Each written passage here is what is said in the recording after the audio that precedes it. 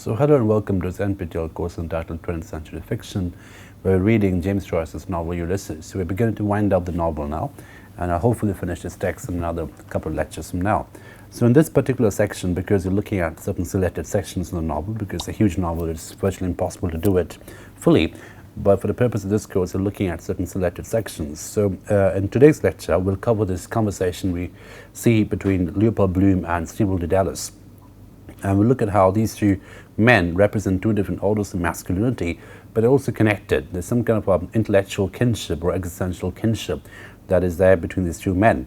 And we see how Joyce portrays them as an entanglement as well as a difference, right? And that's something which we'll see in some detail today. And this should be on your screen. This is page 1093 in the version that we're following. So of what did the duumvirate deliberate during their itinerary? Music, literature, Ireland, Dublin, Paris, friendship, woman, prostitution, diet, the influence of gaslight or the light of arc and glow lamps on the growth of adjoining paraheliotropic trees, exposed corporation, emergency, dusk buckets, the Roman Catholic Church, ecclesiastical celibacy, the Irish nation, Jesuit education, careers, the study of medicine, the past day, the maleficent influence of the pre-Sabbath, Stephen's collapse. So we have a series of very random topics which are deliberated by these two men.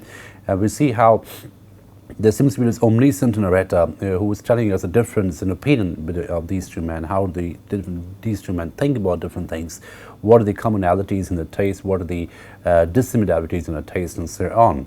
Right? And so we find a very good example of two different kinds of masculinity emerging from this section, and how, despite the difference, there seems to be some kind of a kinship between Stephen and Leopold Bloom. Okay. Did Bloom discover common factors of similarity between their respective like and unlike reactions to experience? Both were sensitive to artistic impressions, musical in preference to plastic or pictorial. Both preferred a continental to an insular manner of life, a cisatlantic to a transatlantic place of residence. Both indurated by early domestic training and an inherited tenacity of heterodox resistance, profess their disbelief in many orthodox religious, national, social, and ethical doctrines. Both admitted the alternately stimulating and upturned influence of heterosexual magnetism. Right. So again, we find how both these figures are sort of marginalized in this very conservative culture of Dublin, and how both of them seem to be, again, so resisting certain very orthodox beliefs in national, religious, social, and ethical doctrines. In terms of the experience, in terms of the inclinations, in terms of the ideas, both of them are quite subversive in quality, and that's something which connects both these men, Leopold Bloom and Stephen Dedalus. Were the views on some points divergent? Stephen dissented openly from Bloom's views on the importance of dietary and civic self-help, while Bloom dissented tacitly from Stephen's views on the eternal affirmation of the spirit of man in literature. Bloom assented covertly to Stephen's rectification of the anachronism involved in assigning the date of the conversion of the Irish nation to Christianity from Druidism by Patrick, son of Calpornus, son of Potitus, son of Odysseus, sent by the Pope Celestine I in the year 432 in the reign of Leary to the year 260 or thereabouts in the reign of the Cormac MacCart, suffocated by imperfect delegation of element at Steti and interred at Rosenary. So again, we find how historical anachronisms play a very important role in Ulysses. So Stephen and Leopold Bloom, they seem to agree on the right date of conversion of the Irish nation to Christianity, and that's something which we find interesting, because that obviously undercuts some dogmatic and hegemonic historical knowledge. And you find that history becomes a very important theme in Ulysses, so to say. And at the very beginning, we find Stephen very, very poignantly saying history is a nightmare from which he's trying to awake, which is to say history becomes a normative knowledge which is clamped down on people, which suffocates people, which sort of consumes people. And Stephen's rectification of anachronism is important over here. Stephen's rectification of historical inaccuracy is important over here, and also important is how Bloom connects and agrees with that rectification. Now, that's something which you see quite interesting in Ulysses, how personal takes on historical knowledge become subversive in quality, and historical knowledge can become, if it is owned by the state entirely, it can become sort of hegemonic in its own right.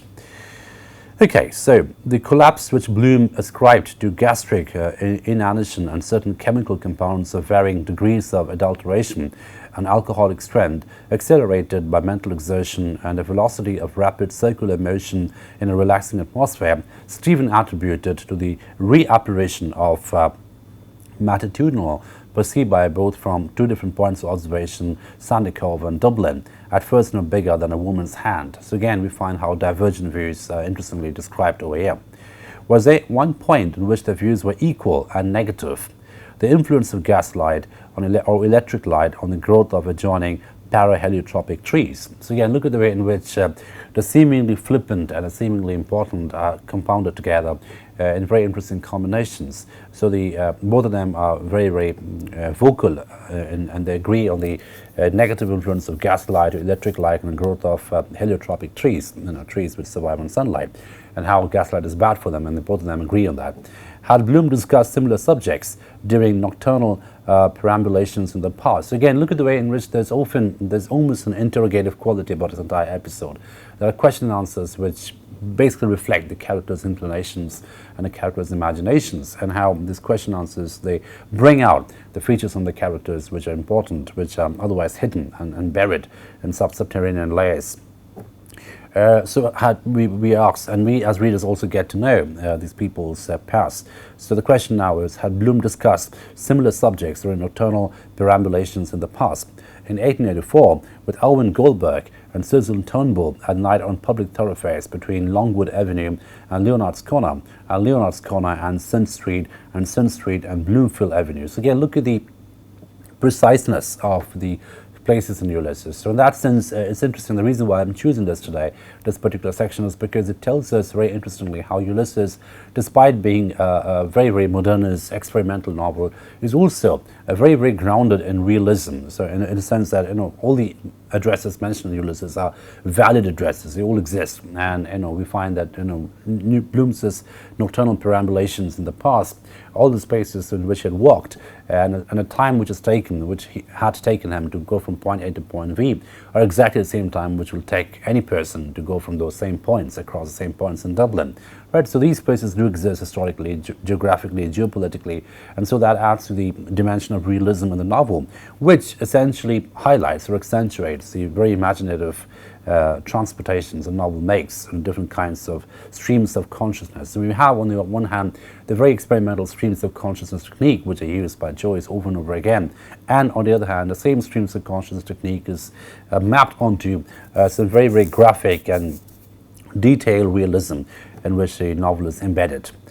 Okay, where else has it discussed this? In 1885, with Percy Upjohn in the evenings, reclined against the wall between Gibraltar Villa and Bloomfield House in Crumlin, barony of Uppercross. So Gibraltar becomes a very symbolic presence in Dublin. We find that it's something which keeps coming up over and over again, and obviously that has a very symbolic seafaring quality, because obviously this is a novel which is some kind of a retelling of the Homeric Odysseus, and Gibraltar has played a very important part in any sea voyage narratives. We find Gibraltar coming back again in Molly Bloom's final stream of consciousness, with which the novel ends.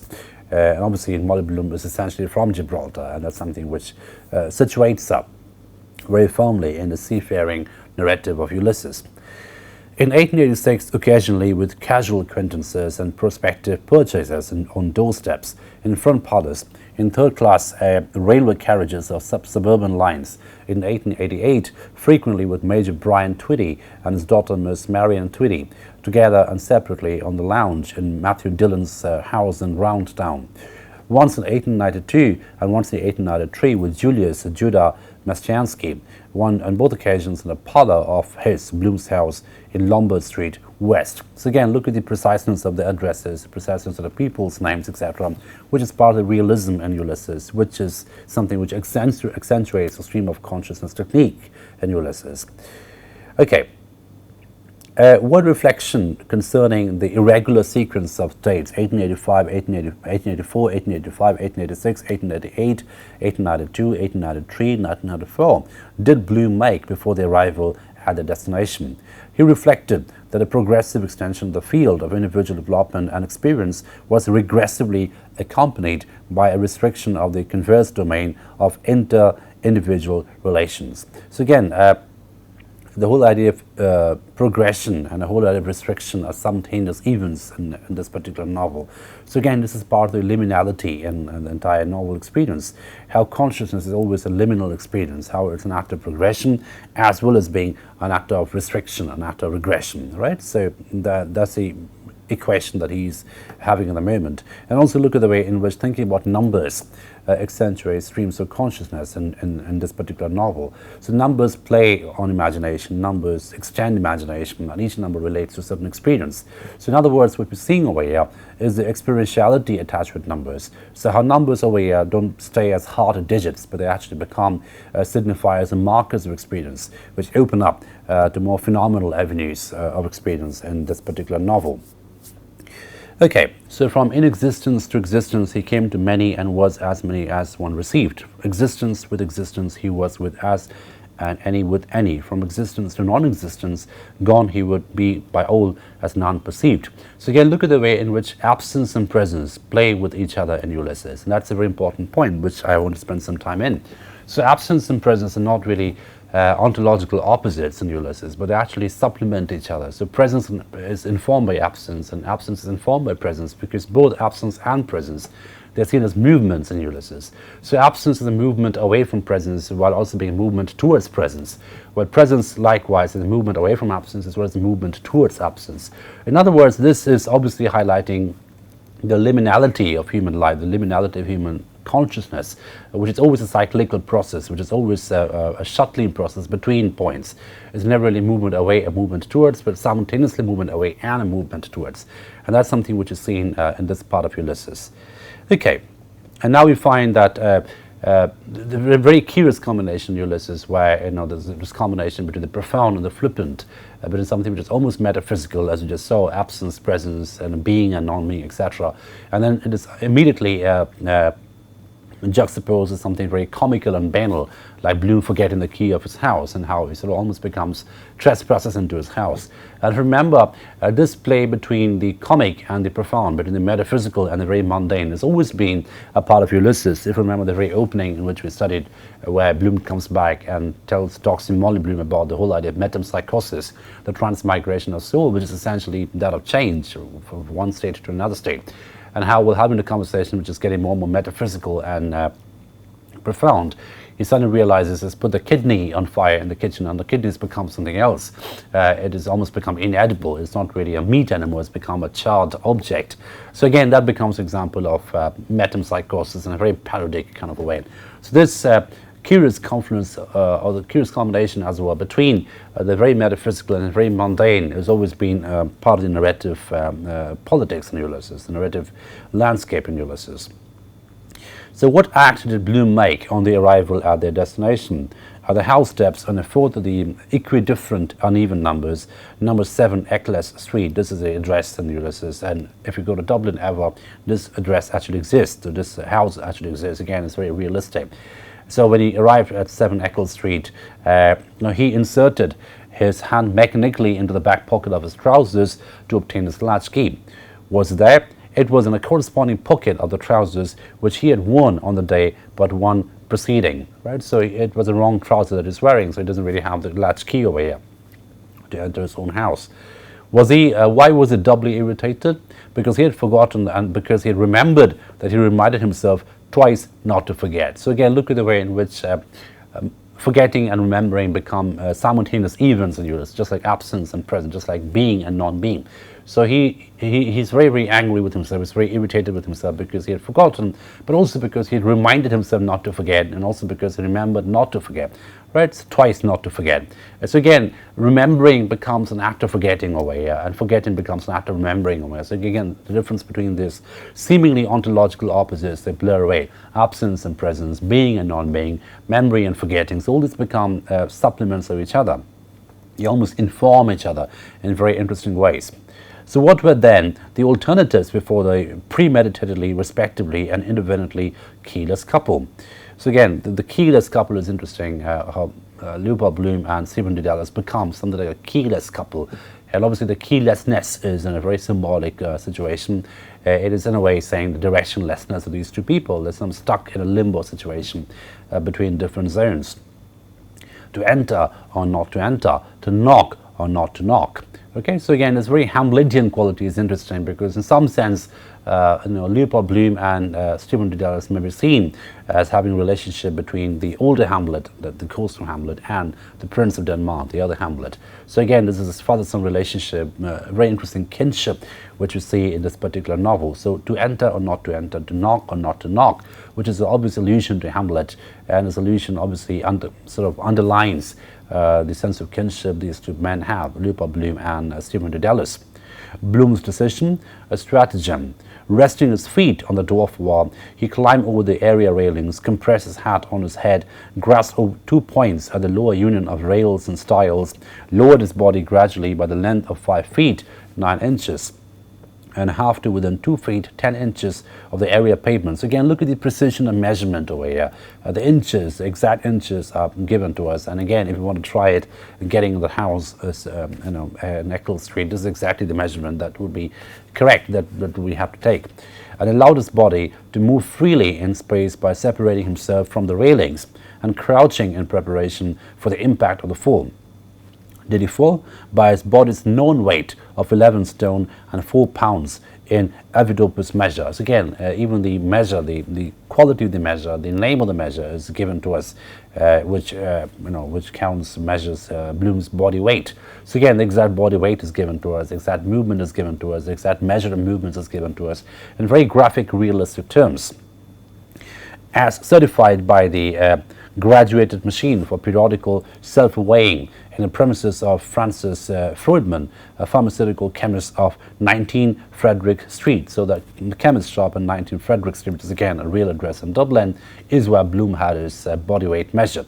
North, and on the last feast of the Ascension, to wit, the 12th day of May of the bisextile year 1904 of the Christian era, Jewish era 5664, Mohammedan era 1322. So the Jewish era, the Mohammedan era, the Christian era, they're all put together. And again, this is an interesting combination because what it does is that it gives us a sense of the different orders of temporality that are at play with each other. So we have the Christian era, followed by the Jewish era, then followed by the Mohammedan era. So the Islamic time, Jewish time, and the Judeo-Christian time, and we can see the Christian, the Jewish and the Islamic time, they're all part of the same Judeo-Christian network from which different temporal orders emerge. So golden number 5, Epoch 13, solar cycle 9, Dominical letters CB, Roman indiction 2, Julian period 6617, MC MI4. So again, the whole idea of the Roman letters become important over here because what these numbers do over here, interestingly, is that it gives you a different sense of historical time because there's Roman time, which predates Christian time, and then Christian time comes in. But of course, the Christian numbers are Arabic numbers. So we have the different kinds of temporal narratives, different kinds of knowledge narratives, which are mapped onto each other. And like I said a little while before, historical knowledge in Ulysses is a very complex combination of knowledge systems, because on the one hand, historical knowledge can be clamped down, can be consumed by people without questioning, and on the other hand, what Ulysses shows us is how historical knowledge is very plastic in quality, how it can change. Mutability is a very interesting component of historical knowledge, so to say. And what this particular section does is that it goes back to the genesis of historical knowledge narratives. So we go back in time and dig out the points in which this historical calendars began, and that gives you a sense of the constructed quality of time, that gives a sense of the constructed quality of temporality, which we consumed sometimes unquestionably as religious subjects. And of course, all this has been said to us in a very flippant way, with the setting being Bloom falling down while trying to enter his own house. So that the setting is actually very comic. And within this superficially comic structure, we have this very interesting depictions of historical time. So while talking about time in a metaphysical, historical, very, very mystical terms, we also talk about Francis Freudman, the pharmaceutical company, the pharmaceutical, shop in a certain section of Ulysses, Frederick Street, Frederick Street in Dublin, and of course the whole setting over here as Bloom falling while entering his house. So we have this, again, very interesting combination of the comical and the banal and the mystical put together in very interesting ways. Did he rise uninjured by concussion? Regaining new stable equilibrium, he rose uninjured, though concussed by the impact. Raised the latch of the area door by the exertion of force at his freely moving flange and by leverage of the first kind applied at his fulcrum. Gained retarded access to the kitchen through the subadjacent scullery. Ignited a lucifer match by friction. Set free inflammable coal gas by turning on the vent cock. Lit a high flame, which by regulating he reduced to quiescent incandescence, and lit finally a portable candle. So again, the movements are described in very graphic details. He gets the house and lights a candle by navigating through the different sections of the house. What discrete succession of images does Stephen meanwhile perceive? So again, look at the focalization at play over here. So till this point in this particular episode, everything was focalized through Leopold Bloom, and now obviously the shift happens to Stephen's eyes. So now everything is seen from Stephen Dedalus' eyes. Obviously he's not familiar to this house, so everything will be a little more different for him, and the sense of astonishment, I'm sure, which will come up as Stephen sees what's happening before him, the furniture, the architecture, the space, which obviously is new to him. Reclined against the area railings, he perceived through the transparent kitchen panes a man regulating a gas flame of 14 cp, a man lighting a candle of 1 cp, a man removing in turn each of the two boots, a man leaving the kitchen holding a candle. So obviously Bloom is a man over here. Again, look at the way in which the moment the focus shifts to Stephen, the focalization is shifted, and Bloom becomes a man moving with a candle. And just before that, just prior to this, we saw Bloom was the one who was essentially focalizing or foregrounding the entire event, so we saw everything through his eyes. And now Bloom becomes a character in Stephen's narratives. He enters Stephen's narratives with a candle. Right. So again, look at the way in which what focalization does in Ulysses.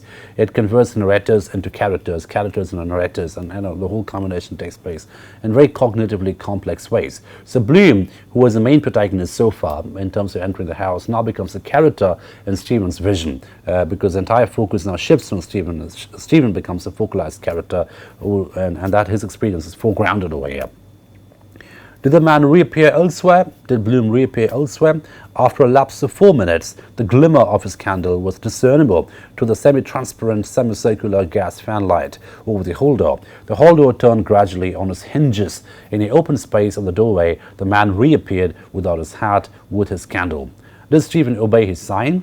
Yes, entering softly, he helped to close and chain the door and followed softly along the hallway, the man's back and listed feet, and lighted candle past a lighted crevice of doorway on the left and carefully down a turning staircase of more than 5 steps into the kitchen of Bloom's house.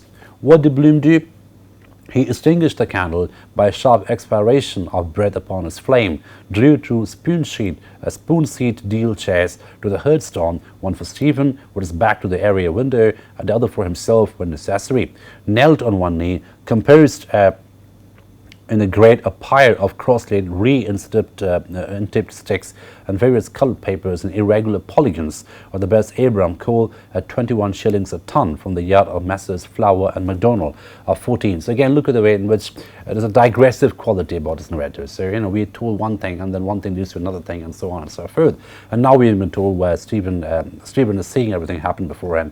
We're also told where Bloom bought his candles from, where Bloom bought his color papers from and coal from, right? And what was the price of the coal? 21 shillings a ton from Messrs. Flower and MacDonald of 14 D'Olier Street. Kindled it at 3 projecting points of paper with 1 ignited lucifer match, thereby releasing the potential energy contained in the fuel by allowing its carbon and hydrogen elements to enter into free union with the oxygen of the air. So something as banal as lighting a candle, something as banal as lighting a match, is described in very chemical terms, right? Again, this is a very good example of defamiliarization. This has obviously been shown in front by, we are told the story, we are given the story, this particular visual images by, made to look at through Stephen Dedalus' imagination. And that imagination defamiliarizes everything. So something as banal and mundane as lighting a candle is described in almost chemical terms. It's almost like a very complex laboratory experiment of lighting a candle where carbon and hydrogen elements enter into free union with the oxygen of the air, right, which is basically telling us he's lighting a candle. On what similar apparitions does Stephen think? Of others elsewhere in other times? Again, now Stephen begins to think of more macro times. This lighting of a candle suddenly triggers a series of realizations inside him, a series of thought processes inside him, which move into more mystical landscapes. Of others elsewhere in other times, who kneeling on one knee or two had kindled fires for him, or Brother Michael in the infirmary of the College and Society of Jesus at Clongowell's Wood, Sellons in a county of Kildare, of his father Simon Dedalus, in an unfurnished room in the first residence in Dublin, number 13 Fitzgibbon Street, of his godmother Miss Kate Morgan in the house of the dying sister Miss Julia Morgan at 15 Usher's Island, of his aunt Sarah, wife of Richie or Richard Goulding in the kitchen of the lodgings at 62 Clanbrassil Street, of his mother Mary, wife of Simon Dedalus, in the kitchen of number 12 North Richmond Street, on the morning of the feast of Saint Francis Xavier 1898, of the Dean of Studies, Father Butt, in the Physics Theatre of University College, 16 Stevens Green, North, of his sister Delia in the father's house in Cabra. So, it's almost like an apparition of images which keep coming up in his mind. And again, look at the way in which something as banal as striking a candle can trigger an epiphany in Ulysses. An epiphany, the quality of epiphany in Ulysses has got nothing sacred about it, it's got nothing religious about it. It becomes a series of secular images, very domestic, secular, banal, mundane images from real life, from family life, from domestic settings.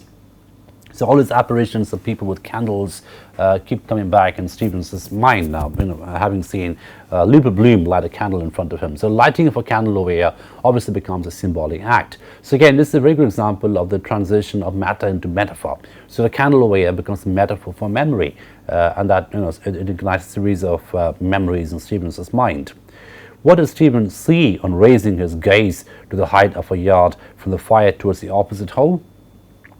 Under a row of 5 coiled spring house bells, a curvilinear rope stretched between 2 holdfasts, thrown across the recess beside the chimney pipe, from which hung 4 small-sized square handkerchiefs folded unattached consecutively in adjacent rectangles, and 1 pair of ladies' grey hose with lazily suspended tops and feet in their habitual position, clamber the 3 erect wooden pegs, 2 at the outer extremities and a 3rd at the point of junction.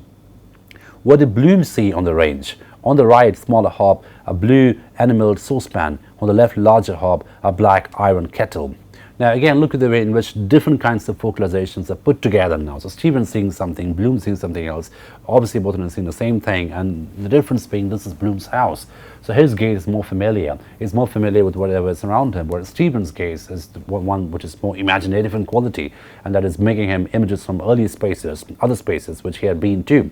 So again, what we see over here is a juxtaposition of 2 different kinds of focalization.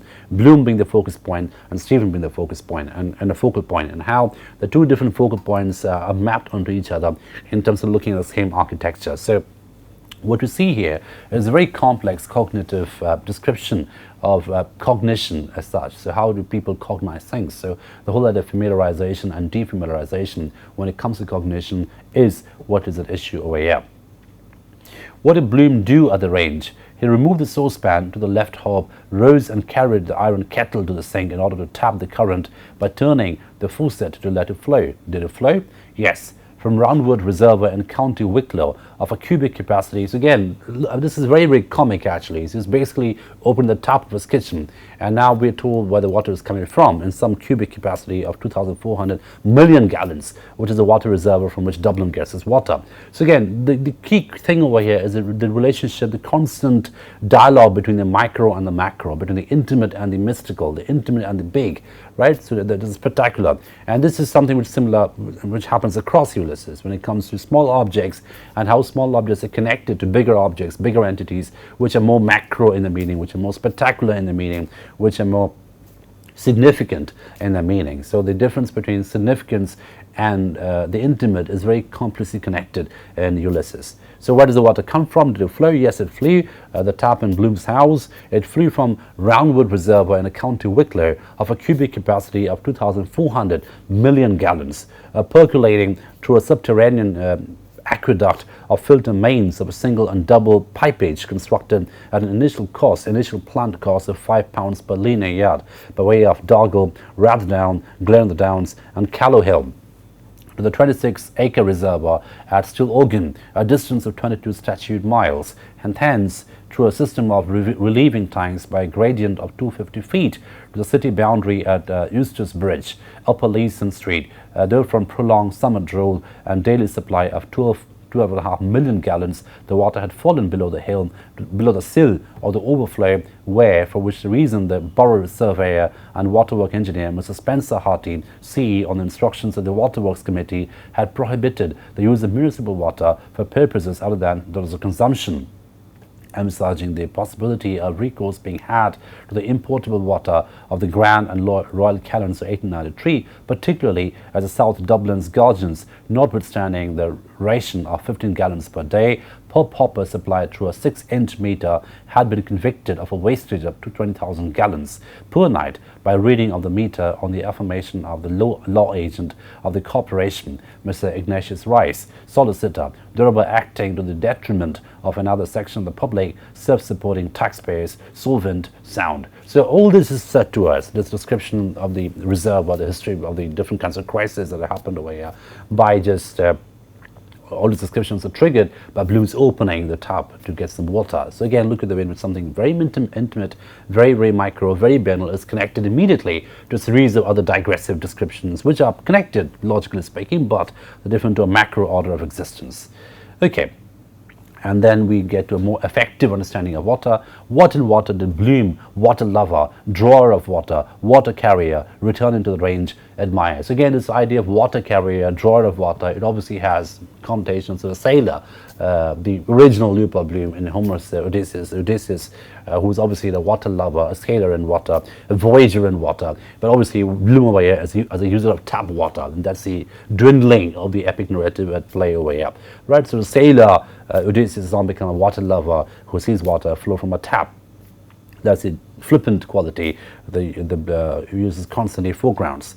So what does Bloom admire in water? Its universality, its democratic equality and constancy to its nature in seeking its own level, its vastness in the ocean of Mercurius projection, its unplumbed profundity in the Sundrum Trench of the Pacific extending 8,000 fathoms, the restlessness of its waves and surface particles visiting in turn all points of a seabird, the independence of its units, the variability of states of sea, its hydrostatic quiescence and calm, its hydrokinetic turgidity, its neap and spring tides, its subsistence after devastation, its sterility in the circumpolar ice caps, Arctic and Antarctic, its climatic and commercial significance, its preponderance of 3-to-1 over the dry land of the globe, its indisputable hegemony extending in square leagues over all the region below the sub-equatorial Tropic of Capricorn, the multisecular stability of its permeable basin is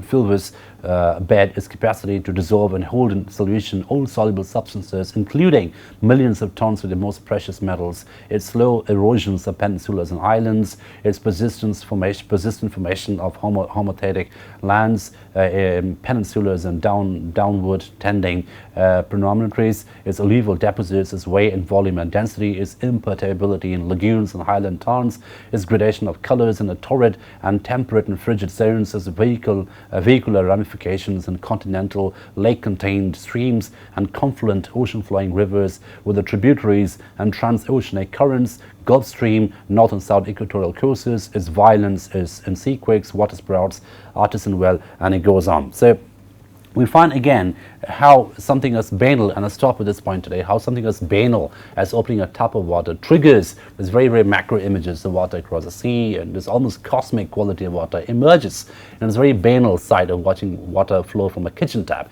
And that again brings, this is the same as the whole idea of metempsychosis. The change in metaphysical levels is immediately followed by change in the kitchen of a liver going, the liver which has been cooked and going charred because of overcooking. And the same kind of a confluence between, let's say, the very, very banal, the very, very mundane, the very, very immediate, the very, very topical and domestic, and how that logically connects endlessly to a series of macro images which are extended, which can be extended indefinitely, is something Ulysses keeps celebrating over and over again. In other words, this is a novel about a celebration of scales, from the very minute scale, from the very minor scale, and how the very minor, the very minute can become very metaphysical and endless in quality. So this celebration of scales is what happens in Ulysses at a very structural, sentimental level. And again, at the very thematic level, this is also a celebration of scales. A very grand Homeric Ulysses is now dwindled into a very small one-day Dublin Ulysses. And that dwindling is something which is not really mourned, actually. It's something which is celebrated, because the dwindling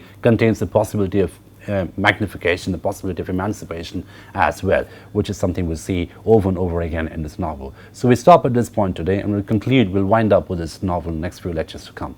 Thank you for your attention.